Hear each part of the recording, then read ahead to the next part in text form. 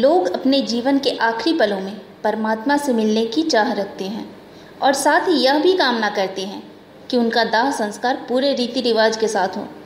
लेकिन ज़िला झांसी के ग्राम सिमरवारी में दाह संस्कार तो बाद की बात है। यहाँ तो मुर्दों के दाह संस्कार की जगह के ही लाले पड़े हुए हैं।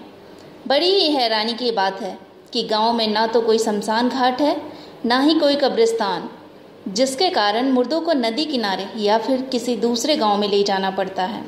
कहाँ ले जाते फिर? कहाँ ले जाते? हट्टा तो वो ये नदी के किनारे, और कहाँ ले जाए? और कहीं नहीं है? और कहीं है नहीं। BHL वालों का है सरकारी, अगर वो अनुमति दे दी तो वो वहाँ ले जाते, अगर वो अनुमति नहीं दी तो अपने बाहर में।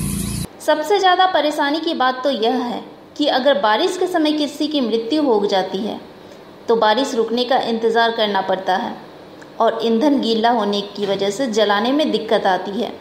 दूसरी बात यह है कि अगर मुर्दों को दफनाने पास के गांव में बबीना या खैराल जाते हैं तो यहाँ के गांव वाले दफनाने से मना कर देते हैं। गांव वालों का आरोप है कि उनकी अर्जी की सुनवाई नहीं हो रही। नेता विधायक आते हैं और बस आश्वासन देकर चले जाते हैं। कोई को कभी भी कुछ हो जाए तो फिर कहाँ जाएंगे रात के, बताओ आप।